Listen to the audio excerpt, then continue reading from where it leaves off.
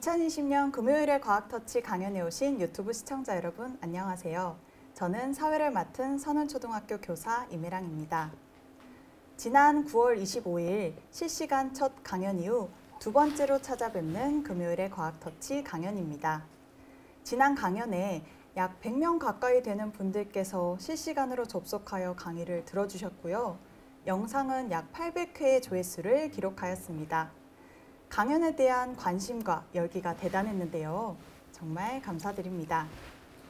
앞으로도 유익한 강연들이 준비되어 있으니 많은 참여 부탁드립니다. 강연을 시작하기 전 한 가지 안내 말씀드립니다. 강연을 들으시면서 궁금한 내용이 생기시면 실시간 채팅창에 글을 남겨주세요. 강연이 끝난 후 질의응답하는 시간에 교수님과 이야기를 나눠보도록 하겠습니다. 실시간 채팅창에 응원의 메시지를 남겨주셔도 좋습니다. 그럼 오늘 강연을 해주실 광주과학기술원 박찬호 교수님을 모셔보겠습니다.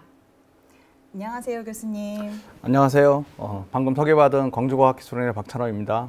네, 교수님. 오늘은 수소전기차 어떻게 움직이나 라는 주제로 강연을 해주신다고 하셨는데요. 네. 오늘의 강연 내용 간단하게 설명 부탁드려도 될까요? 네. 간단하게 말씀드리면 수소전기차의 작동 원리를 여러분들께 설명드리려고 하는데, 수소로부터 어떻게 전기가 만들어지고 그 전기를 만들어진 거를 모터로 어떻게 이동하는지 그런 걸 설명드리고 난 다음에 거기 전기를 만드는 연료전지가 어느 분야에 쓰이고 있는지 잠깐 응용 분야를 말씀드리고, 수소전기차의 확장성이나 미래에 대해서 여러분들한테 이야기한 다음에 수소경제에 대해서 잠깐 설명드리고자 합니다. 네, 교수님 말씀을 듣고 나니 오늘의 강연이 더더욱 기대가 되는데요. 그럼 지금부터 교수님을 모시고 오늘의 강연을 시작해 보도록 하겠습니다.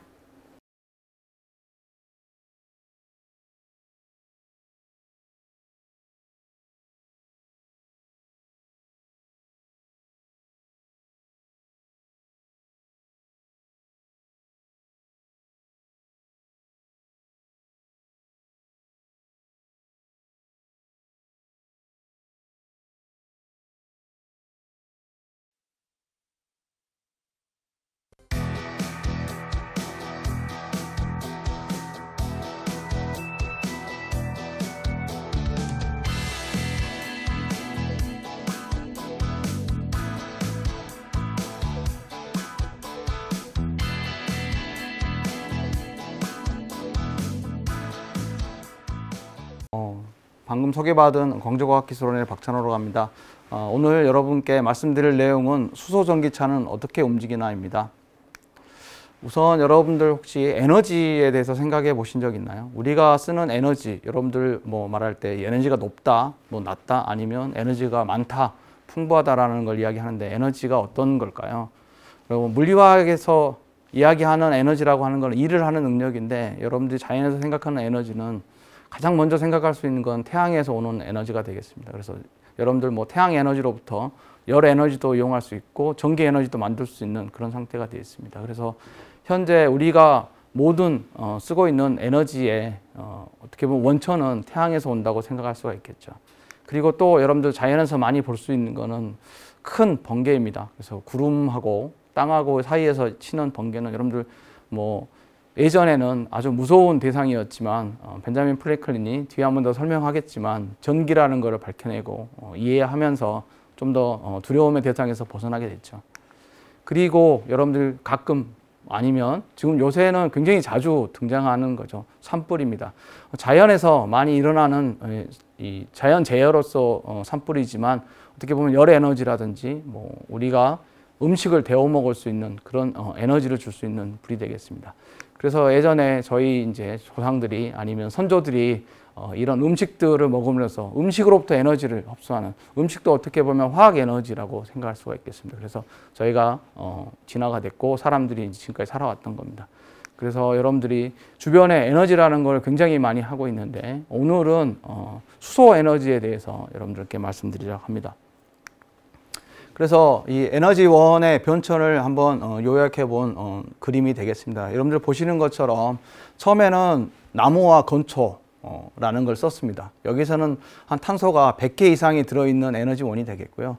그리고 저희 사람들이 이제 석탄하고 석유를 발견함으로써 에너지원으로 사용을 많이 하게 되는데, 석탄은 한 탄소 수가 100개에서 한 50개 정도 되는 거고, 석유 같은 경우에는 탄소 수가 한 30개 정도 되는 겁니다. 그래서 현재는 계속해서 탄소 수가 작은 에너지원을 쓰게 되고 있는데, 이러한 에너지원에서는 우리가 보통 불로 태워서 에너지를 얻고 쓰고 있기 때문에 이산화탄소라고 하는 발자국이 남습니다.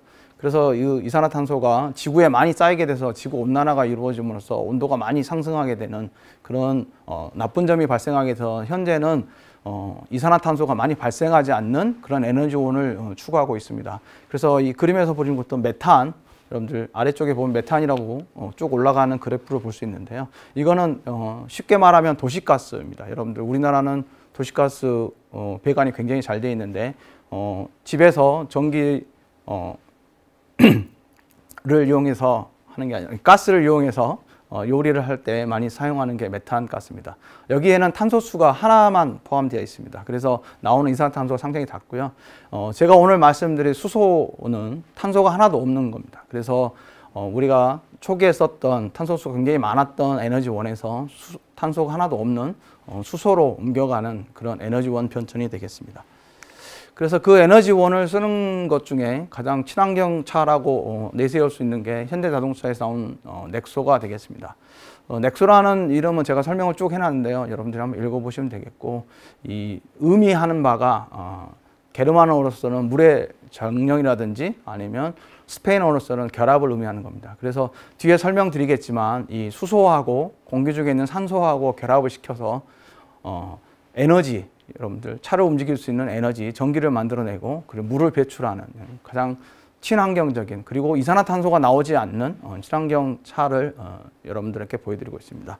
근데 친환경 차가 어떤 거냐라는 걸 이제 한번 설명드리고자 합니다. 이거는 환경부에서 이야기한 것처럼요. 친환경 차는 청정 에너지를 사용하거나 오염물질을 기존 내연기관 자동차에 비해서 적게 배출하는 자동차입니다. 그래서 환경 친화적 자동차라든지 그린카 또는 무공해 자동차라는 말로 됩니다. 그래서 그림에서 보시는 것처럼 네 가지로 크게 나눌 수 있는데, 하이브리드카, 플러그인 하이브리드카, 전기카, 전기차, 수소차 이렇게 있습니다. 근데 수소차는 좀 틀린 말이고요. 수소 전기차가 맞는 말이 되겠습니다. 그래서 전기차하고 수소 전기차는 이 그림에서 보시는 것처럼 내연기관이 없습니다. 내연기관이라는 건 엔진, 여러분들 자동차에 흔히 보는 엔진이 없다는 거고, 주로 모터를 이용해서 바퀴를 굴리고 가게 됩니다. 근데 모터를 구동하는 힘은 전기를 사용하게 되는데, 전기차는 외부에서 만들어진 전기를 충전을 해서 사용하는 거고요. 수소 전기차는 아예 수소를 차에 싣고 다니면서 수소로부터 전기를 만들어서 움직이는 그런 차가 되겠습니다. 그래서 왜 이런 친환경차가 필요하냐라는 거를 여러분들 보실 수 있는 그래프인데요.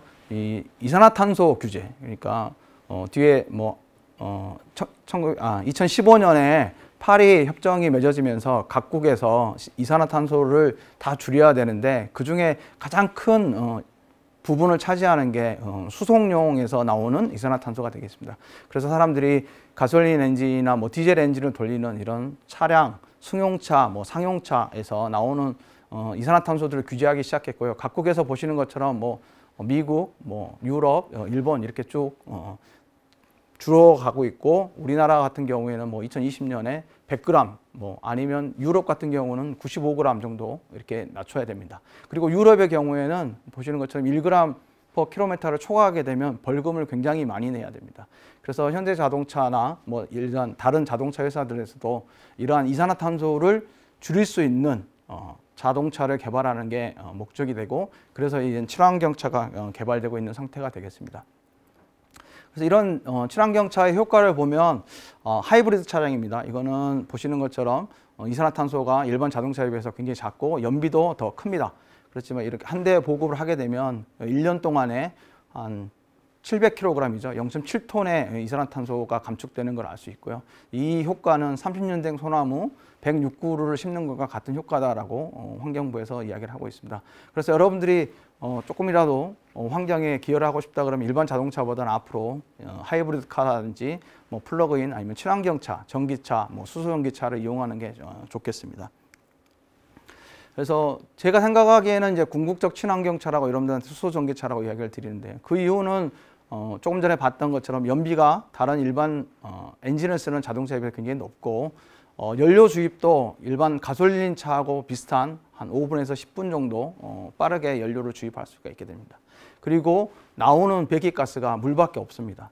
뭐 전기차에서는 전혀 뭐 배기가스가 나오지는 않지만, 수소전기차에서는 뭐 뒤에 설명드리겠지만 수소하고 산소가 만나서 물이 생기는, 물밖에 없는, 물만 배출하는 그런 형태가 되고, 이 들어가는 공기에 먼지가 있으면 안 되기 때문에 그런 미세먼지를 잡을 수 있는 필터가 있어서 미세먼지 제거도 가능한 그런 궁극적인 친환경차가 되겠습니다. 그래서 조금 전에 말씀드린 것처럼 기존에 있는 엔진 대신에 이 사진에서 보시는 것처럼 이 안에 들어있는 연료전지 시스템을 전기 발전 장치로 이용해서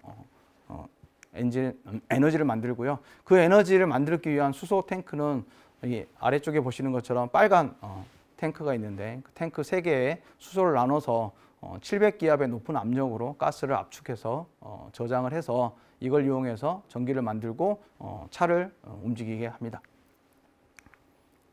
그래서 뭐 조금 쉽게 작동 원리를 여기 표시를 했는데요. 보시는 것처럼 이 전기 생산이 주가 되겠습니다. 그래서 전기를 만들면 가지고 있는 모터를 돌려서 이렇게 바퀴를 돌릴 수가 있게 되는데, 그럼 어떻게 그 전기를 만들 거냐라는 거죠. 수소에서 전기를 뽑아내야 됩니다. 그래서 수소에서 어떻게 전기를 뽑아낼 건가라는 거를 여러분들한테 설명드리도록 하겠습니다.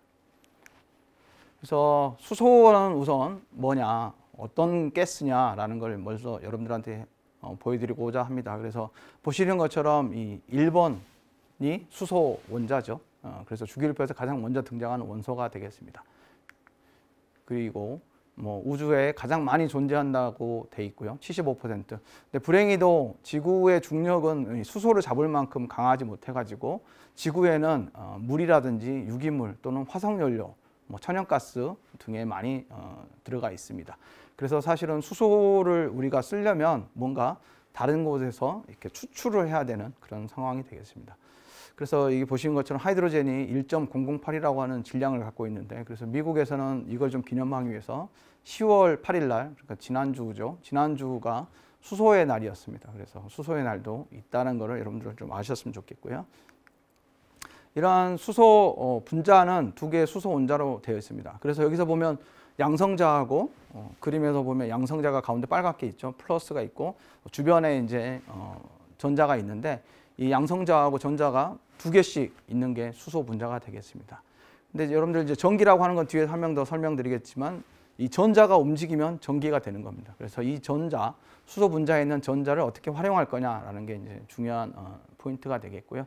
그래서 이 수소라는 거는 물의 전기분해라든지 천연가스, 화학번응 가지고 이제 가스로 보통 존재한다. 그래서 고압가스나 액체로 저장하거나 아니면 금속 수소화물 같은 걸로 저장할 수가 있게 되어 있습니다. 그래서 전기라는 건 뭐냐, 이렇게 여러분들한테 설명드리면 일렉트리시티라는 영어가 있는데요. 이거는 그리스어의 일렉트론이라는 호박이라는 보석 이름에서 유래됐습니다. 이거는 그림에서 보시는 것처럼 탈레스가 마찰 전기를 맨 처음에 발견했을 때 호박을 고양이의 털에 문질러 가지고 했을 때 정전기를 발견하고 이걸 전기라고 이야기했기 때문에 이제 일렉트리시티가 됐고요. 그렇지만 여러분들이 이제 쉽게 볼 수 있는 자연 전기는 아까 보면 뭐 옷을 문댔을 때, 아니면 피부랑 여름에 이제 겨울에 건조할 때 나타나는 뭐 마찰 전기라든지 정전기, 그리고 가장 크게 볼 수 있는 게 아까 말씀드렸던 번개가 되겠습니다. 그래서 번개라고 하는 거는 구름에 축적된 정전기가 방전되는 현상이고요. 순식간에 이제 지표면으로 전기를 뽑아내는 거죠. 그래서 굉장히 큰 에너지를 갖고 있다라고 생각하시면 되겠고요. 근데 이제 전류라는 건 뭐냐, 여러분들, 그 전자가 움직이면서 나타나는 에너지입니다. 그래서 아까 초반에 말씀드렸던 것처럼 일을 하는 응력을 갖게 되는데요. 그 전류를 흐르게 하는 압이 뭘까라는 게 이제 전압이고요. 전이차입니다. 그래서 이 그림에서 보시는 것처럼 물이 높은 곳에서 아래로 낮은 곳으로 흘러가는 것처럼 전압이 높은 곳에서 낮은 곳으로 움직이게 됩니다. 그래서 전자를 움직이게 하는 에너지, 위치 에너지라고 생각하시면 되겠고요. 이러한 위치 에너지를 이용하려면 어떻게 회로를 만들어야 됩니다. 그래서 회로를 만들게 되면 전류가 흐르게 되는데, 전류는 우리가 플러스에서 마이너스로 흐르고 이 전자는 반대 방향으로 이동한다고 알려져 있습니다. 이게 전류를 사람들이 먼저 발견을 해서 이 전지를 만들고 전지에서 보면 플러스에서 마이너스로 흐르는 걸로 돼 있었는데 나중에 이 전류라는 게 전자의 흐름이고 전자가 는 마이너스를 띠고 있어서 마이너스 반대 방향으로 움직인다라고 해서 이 전류의 방향하고 전자의 이동 방향하고 반대가 되어 있습니다. 그래서 이야기한 것처럼 이 수소의 분자에 있는 전자를 떼내 가지고 움직이게 하면 우리가 전기 에너지를 얻을 수가 있는 겁니다.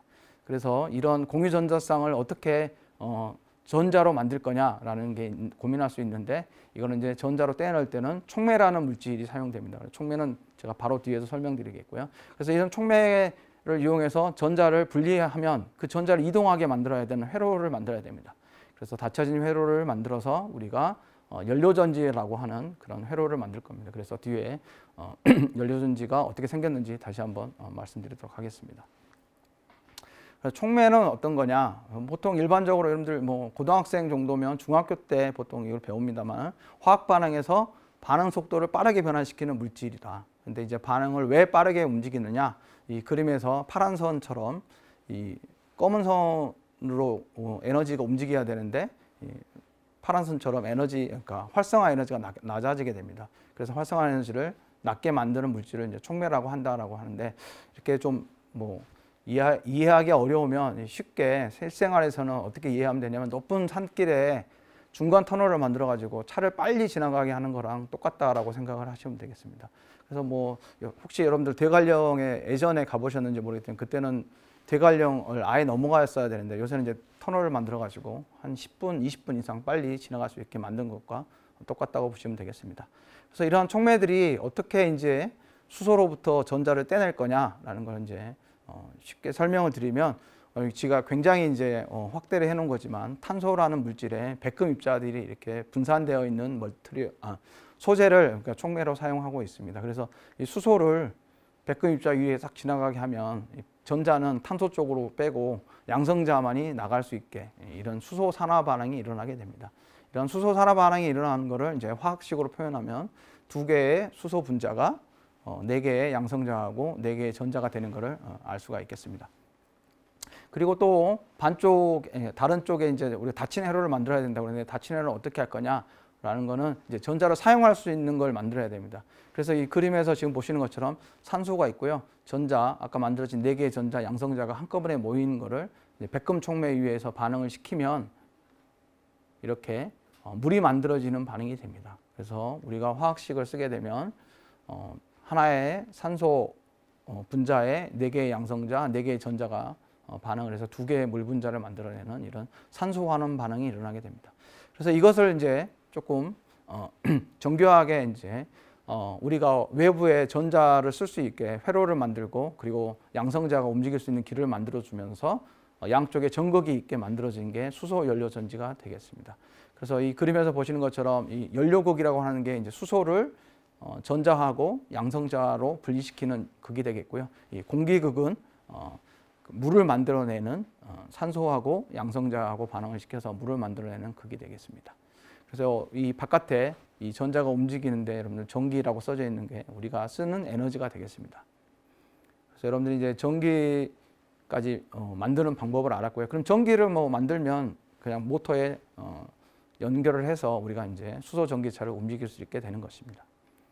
그래서 뭐 전기화학 반응은 간단하게 이렇게 반쪽 전지 반응이 있고, 또 하나는 보시는 것처럼 맨 밑에 보면 2개의 수소 분자랑 하나의 산소 분자가 만나서 2개의 물이 되는, 어떻게 보면 이거는 물의 연소 반응입니다. 혹시 여러분들 그 영화 마스를 보셨는지 모르겠는데, 마스에서 수소통이 있는데 거기에 산소 이렇게 불꽃을 넣어가지고 자기가 물을 만들어 먹는 그런 게 있습니다. 그래서 이 수소하고 산소하고 만나서 불꽃을 튀겨서 염소를 시키면 물이 된다라는 가장 간단한 반응인데, 그거를 반쪽 전지화 시켜서 우리가 저기 생기는 E-라고 되어 있는 전자를 이용하는 거가 연료전지라고 생각하시면 되겠습니다.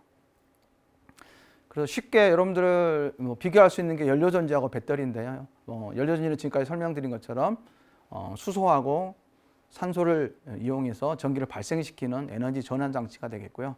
배터리는 여러분들이 전기를 저장해서 필요할 때 에너지를 사용하는 에너지 저장 장치가 되겠습니다. 그래서 가장 대표적인 게 리튬 이온 전지가 되겠죠. 여러분들 보통 핸드폰 뒤에 다 달고 다니는 게 리튬 이온 전지가 되겠습니다. 요새는 탈착식이 없어서 다 핸드폰 안에 들어가서 여러분들 배터리를 볼 수가 없는데 납작하게 생긴 2차 전지가 다 들어가 있습니다. 그래서 연료전지의 역사에 대해서 간단하게 소개해 드리면요. 1839년 거의 한 180년 전이죠. 영국의 이제 그루브 경이 이분이 아마추어 물리학자였는데 이거를 가지고 실험을 했습니다. 그래서 배터리 그때 한참 연구가 됐을 때인데 이 가스 배터리, 그러니까 여기 보시면 OX는 산소고 HY는 수소인데 이 수소하고 산소가 들어있는 시험관에 백금 전극을 넣고 황산 용액에다 집어넣어서 이렇게 4개의 직렬로 연결한 다음에 마지막에 다시 한번 물을 전기 분해하는 걸 보였습니다. 그래서 이게 시작된 뒤로 180년 동안 굉장히 많은 기술 발전이 있었는데 우선은 처음에는 제일 먼저 이용된 거는 1950년대에 나사에서 우주에 이 연료전지를 실어서 보냈고요. 그게 이제 일반적으로 기술이 되면서 1966년에 GM에서는 일렉트로벤이라고 하는 수소 전기차의 원형을 만들기도 했습니다. 그리고 자랑스럽게도 2013년에는 현대자동차가 이제 투싼이라고 하는 수소 전기차를 최초로 양산을 했고요. 그 후로 2014년에는 이제 도요타 미라이, 2016년에는 혼다 클래리티, 그리고 2018년에 아까 보여드렸던 넥소가 나왔고요. 그리고 2019년에는 이제 독일의 벤츠에서 GLCF라고 하는 수소 전기차도 발매했습니다. 그리고 또 올해 현대자동차가 세계 최초로 이 엑시언트라고 하는 수소 전기차를 스위스로 열대 수출한 게 역사적인 이벤트가 될 것 같습니다. 사실 올해 이제 올림픽이 일본에서 열렸다면 2014년에 나왔던 도요타 미라이가 아마 2세대 미라이가 나왔을 텐데 올림픽이 연기되는 바람에 아직 우리가 구경을 할 수가 없습니다. 아마 내년에 아마 도요타에서 나올 거로 생각을 하고 있고요. 그래서 이렇게 역사가 오래되는 바람에 연료전지의 종류는 상당히 많습니다만 여러분들 보통 우리가 전해질로 구별을 하게 됩니다. 그래서 이 고분자 전해질막을 쓰는 PMFC라고 되어 있는 게 수소 전기차에 사용되는 연료전지가 되겠습니다. 그래서 응용 분야를 작동 온도하고 출력 특성을 가지고 나눠보면 이렇게 크게 나눌 수가 있는데 3가지 영역에서 이용이 되고 있습니다. 그래서 휴대용, 수송용, 정치용이 있는데 오늘 여러분들께 말씀드릴 수소 전기차에 대해서는 이제 트랜스포트, 수송용의 분야에 속하는 거고요. 정치용은 여러분들 주변에 이제 전기를 만들어내는 발전소를 대체할 수 있는 연료전지 발전소들에 대한 이야기가 되겠습니다. 그래서 혹시 더 궁금하시면 이거는 질의응답 시간에 한 번 더 말씀드리도록 하겠습니다. 그리고 요새 가장 이제 좀 재미있는 응용 분야는 드론에 수소 연료전지를 적용하는 겁니다. 그래서 두산 모빌리티 이노베이션에서 2시간 이상 비행할 수 있는 드론을 만들어냈습니다. 그래서 이 지금 가운데 부분에 보시는 게 드론에 수소 파워팩이 들어있는 형태고요. 그 밑에 이제 회전익을 가지고 돕니다. 그래서 올해 여름에 제주도 마라도로 마스크를 전달한 임무도 수행했었고요. 최근에는 GS 칼텍스에서 여수 앞바다에 있는 섬까지도 생필품을 배달하는 그런 실현도 했었습니다. 그래서 여기 안에 보시면 이 수소가 탱크가 가운데 들어있고 그 수소 흐름이 공기 흐름하고 만나가지고 전기를 만들어내는, 그래서 수소 탱크의 크기에 따라서 2시간 이상 장시간도 비행할 수 있다는 게 알려져 있습니다.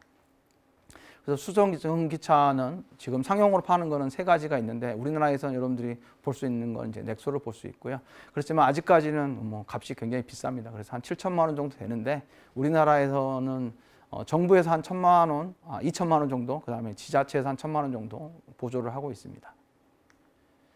그리고 아까 말씀드렸던 수소전기 상용차는 올해 스위스로 수출을 했고요. 그래서 세계 최초의 트럭이 됐습니다. 제가 오늘 이걸 왜 보여드리냐면 요새 미국에서는 이제 니콜라라고 하는 업체가 이 수소전기 상용차를 만들어서 팔겠다라는 그런 개념 하나로도 거의 시총이 10조가 넘는 그런 회사가 됐는데 현대자동차는 실제로 이런 자동차를 만들어내고 있다는 게 굉장히 중요하다라고 생각해서 여러분들한테 보여드리고요. 그리고 이 수소전기 자동차는 앞으로 이런 형태로 해서 더 상용차 쪽으로 굉장히 많이 이용이 될 걸로 생각을 하고 있습니다. 그래서 수소전기차의 미래라고 되어 있는데 연료전지의 미래를 현대자동차에서 제시하고 있습니다. 그래서 여러분들 동영상을 한번 보시도록 하겠습니다.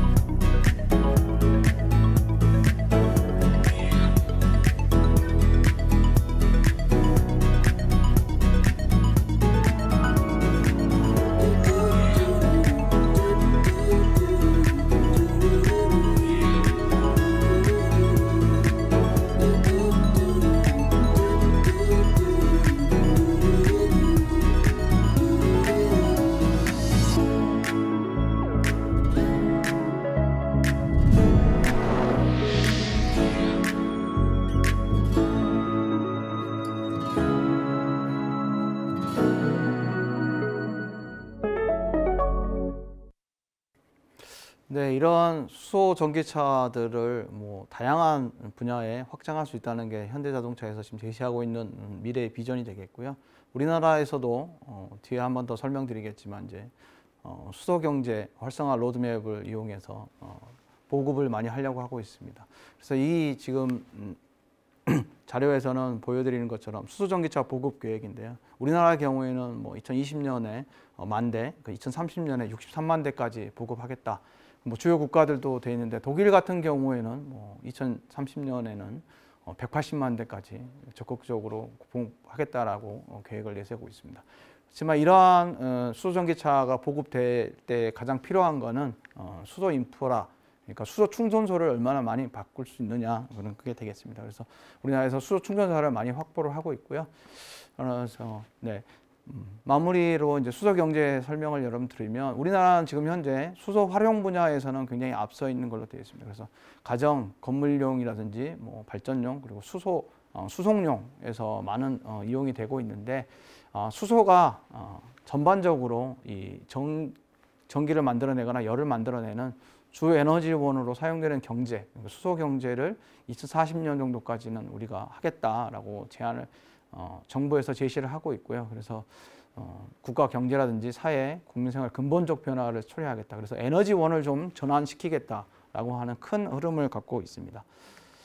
그래서 이 만약 수소 경제가 오게 되면 이 연료전지가 굉장히 중요한 역할을 할 겁니다. 이 그림에서 보시는 것처럼 현재는 수소를 만드는 방법이 화석연료, 특히 천연가스에서 수증기 개지를 통해서 많이 만들어집니다. 그렇지만 향후에는 태양광이나 풍력에서 만들어지는 전기, 그리고 이 혹시 뭐 너무 많이 만들어져서 버려지는 전기들을 이용해서 전기 분해를 통해서 만들어지는 수소, 이제 그걸 저희가 그린 하이드로젠이라고 하는데요. 그런 수소가 만들어짐으로써 이 연료 전지를 굉장히 친환경적인 발전 장치, 그리고 굉장히 효율이 높은 이산화탄소를 전혀 남기지 않는, 뭐 쉽게 말하면 요새 한화에서 선전한 것처럼 탄소 발자국이 남지 않는 그런 에너지원으로 활용할 수 있을 겁니다. 그래서 발전용, 뭐 가정용, 수송용 이렇게 많이 사용될 수 있는데 휴대용은 아마 배터리가 더 나을 것 같고요. 지금 써놓긴 했습니다만 수송용 이상, 그리고 특히 수송용에서 상용차 분야에서는 굉장히 많은 이용이 될 걸로 생각을 하고 있습니다. 예, 경청해 주셔서 감사합니다.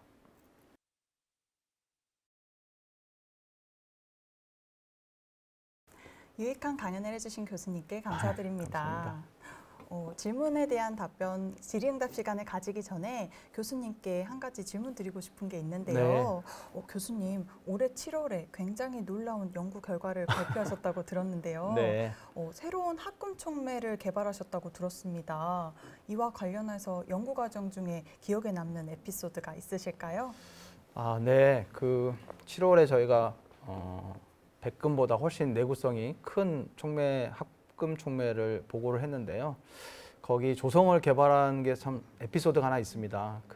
제가 회사에 있을 때부터 개발했던 건데, 한 연구원이 실험을 하다가 원래는 팔라듐이라고 하는 머티리얼, 그러니까 소재를 넣었어야 되는데 이르듐이라고 하는 시약을 잘못 넣어가지고 실험을 했는데 오히려 결과가 훨씬 좋게 되는 그런 결과를 얻게 돼서 그 뒤로 이상하다, 뭐 계속해서 잘 이제 보고 데이터도 분석하고 해서 그 조성을 확보하게 됐고요. 학교에 와서는 이게 저희가 합성을 하고 있는 게 보통 산성 조건에서 합성을 하고 있었는데 한 학생이 이제 박사과정 학생이 이거를 염기성에서 하고 있었는데 산성에서 합성을 하면 어떻게 되냐라고 해서 산성에서 했더니 또 활성도 훨씬 좋아지고 내구성도 좋아져가지고 이렇게 보고를 하게 된 겁니다. 그랬군요. 수소 전기차와 관련된 오늘의 강연 내용도 좋았는데 방금 짧게 설명 들은 합금 촉매와 관련된 내용도 더 자세하게 들을 수 있는 날이 왔으면 좋겠습니다. 네, 제가 쉽게 설명할 수 있는 날이 오면 좋겠습니다. 네. 오늘 좋은 질문들 많이 주셨는데요. 그럼 질문에 대한 답변들 부탁드려도 될까요? 네. 먼저 첫 번째 질문입니다. 수소 전기차의 배터리 수명과 교체 비용이 궁금합니다 라고 남겨주셨어요. 네, 굉장히 잘 아시는 분이 질문하신 것 같은데요. 수소 전기차에도 사실 배터리가 약간은 들어갑니다. 그래서 제가 친환경차 소개할 때 보면 수소 전기차에도 배터리가 들어가는데 그 용량은 하이브리드 차에 쓰이는 용량하고 거의 비슷합니다. 그래서 한 1kWh 정도여서 수명은 제가 알기로는 뭐 차 바꿀 때까지 한 번도 안 바꿔도 되는 걸로 알고 있습니다. 네. 그렇군요. 교체 비용 혹시 아실까요? 교체 비용은 아마 저도 잘 가격은 모르겠습니다. 네. 차를 타는 동안은 배터리가 쭉 갈 것이다. 네. 라고. 교체할 이유가 없을 겁니다. 그렇군요. 네. 그럼 두 번째 질문 드리겠습니다. 수소 전기차도 자율주행 자동차로도 이용 가능한가요? 네, 굉장히 좋은 질문인데요. 사실 넥소를 2018년에 소개를 했을 때에 처음에 문재인 대통령께서 양재에서 판교까지 이제 타고 갔는데요. 그때 자율주행으로 대통령을 모셨습니다.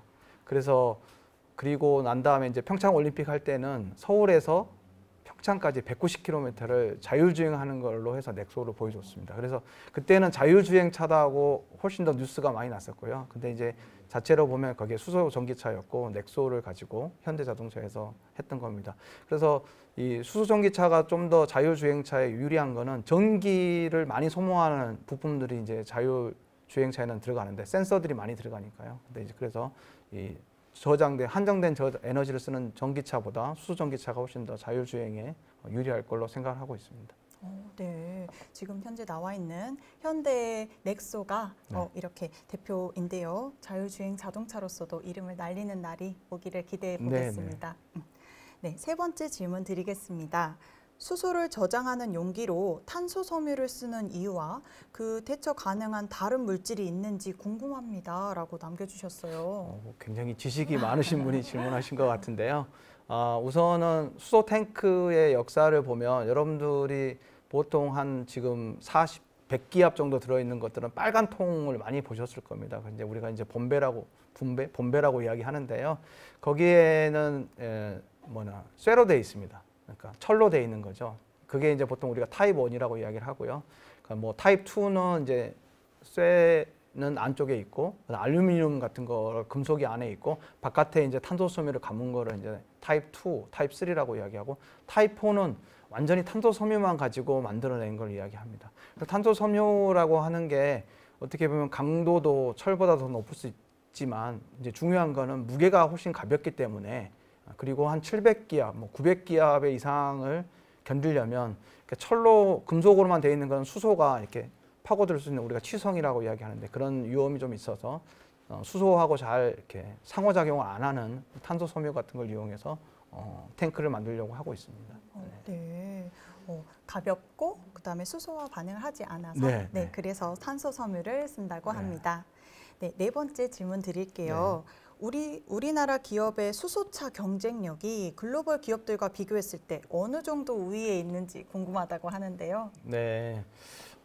제가 뭐 현대자동차 이게 소개하러 나온 건 아닌데 지금 보시면 제가 역사에서 이야기했듯이 투싼을 2013년 2월에 처음으로 매스 프로덕션을 했습니다. 현대자동차가 그때는 울산에서 이제 1000대 정도 규모로 1년에 1000대 만들 수 있는 규모로 라인을 깔았었는데요.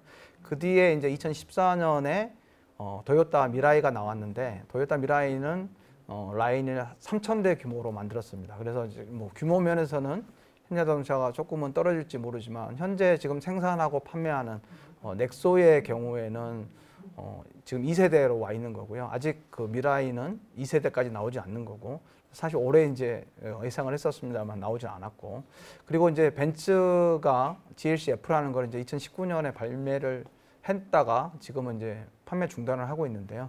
그런 거 보면 그 현대자동차가 사실은 이게 뭐 1, 2년 개발해가지고 넥소를 낸 게 아니고요.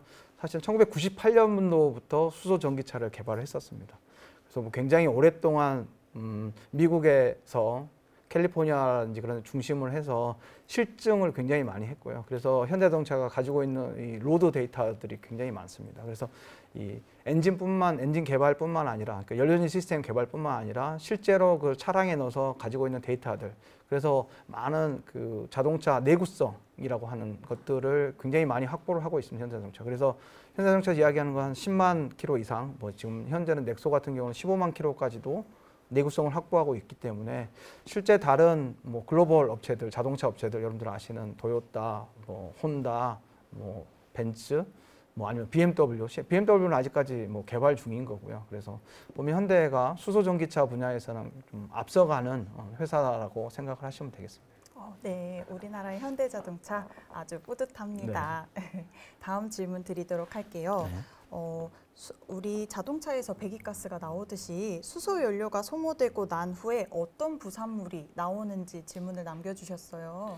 네, 이건 강의를 좀 잘 안 들으셨던 것 같은데 제가 강의 중에 분명히 수소하고 산소하고 만나면 물이 되는 반응을 이용한다라고 말씀드렸고요. 근데 부산물이라고 하는 거는 사실 물밖에 없는 거죠. 그래서 물을 현대자동차는 이제 뒤로 배기를 계속 하고 있는 거 있고 뭐 미라이 같은 경우는 그 물을 좀 모았다가 필요할 때 우리가 이제 스위치를 누르면 물만 이렇게 배출하게 만드는 그런 장치도 있고요.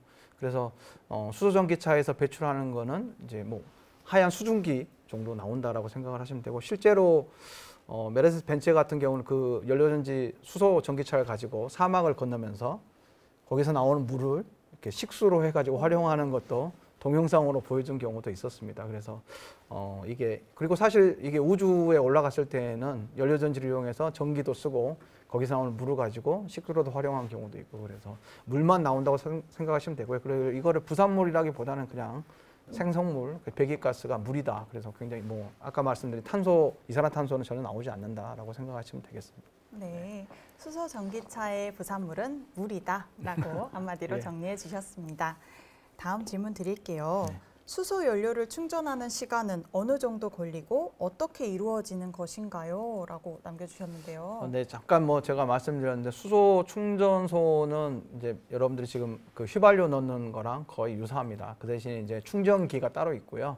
근데 이제 보통 우리가 자동차에 이제 가스, 우리는 이제 휘발유는 액체이지 않습니까? 액체를 그냥 밀어 넣으면 되는데 이거는 이제 가스를 밀어 넣어야 되는 거기 때문에 이제 상당히 좀 충전기가 좀 기술들이 좀 많이 필요하고요. 그래서 한 400기압의 수소를 가지고 700기압의 수소로 이렇게 집어넣는 그런 형태가 됩니다. 그렇지만 시간은 전체에서 한 5분에서 10분 정도 걸리고요.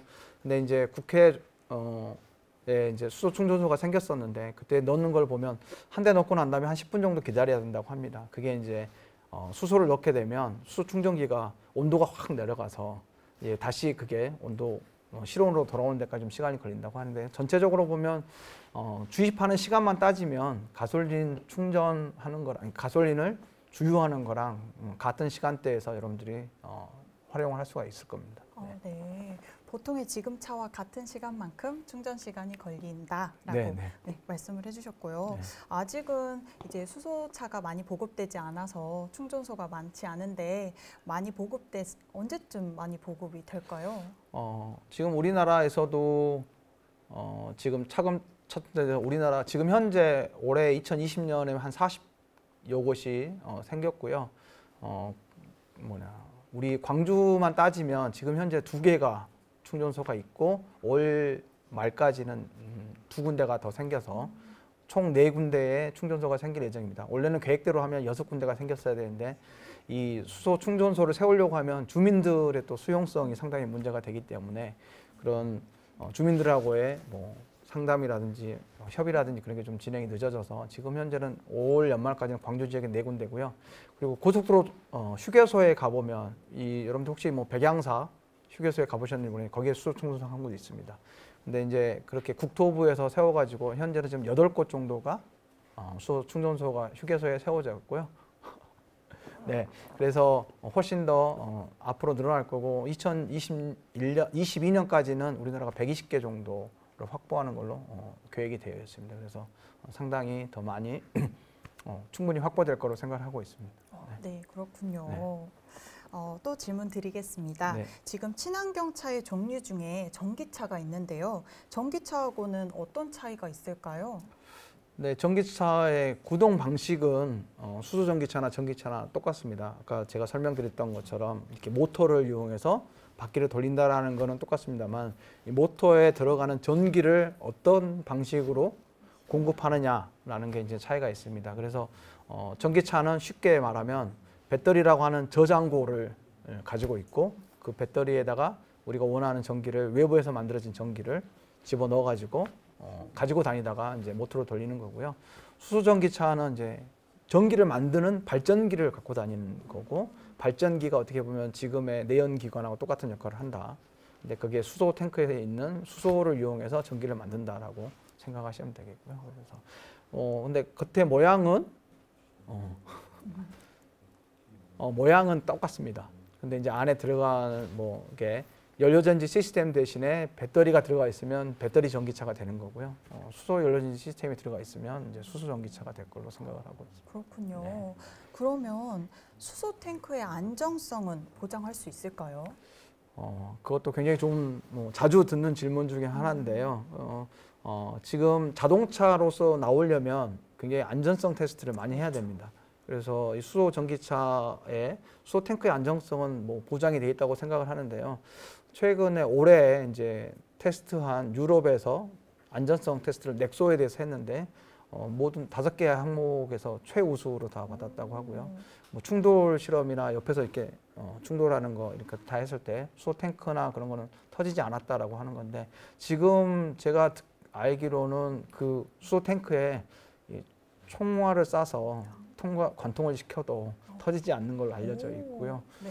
만약에 이제 불을 내는 실험을 해봤을 때도 가솔린 차에 비해서 수소 전기차가 훨씬 더 수소는 굉장히 가벼워서 이렇게 새더라도 위로 공기보다 가벼워서 훨씬 위로 빨리 올라가게 돼서 불이 나더라도 수소 전기차는 하얗게 되어 있는데 가솔린 차는 불이 붙어서 까맣게 걸리는 그런 형태도 되어 있습니다. 그래서 수소 탱크의 안정성은 이제 고압이라는, 그러니까 700기압이라는 게 상당히 좀 무섭기는 하지만 충분히 관리될 수 있다라고 생각을 하고 있습니다. 네, 다행이네요. 네. 교수님 말씀을 듣고 나니 조금 안심이 됩니다.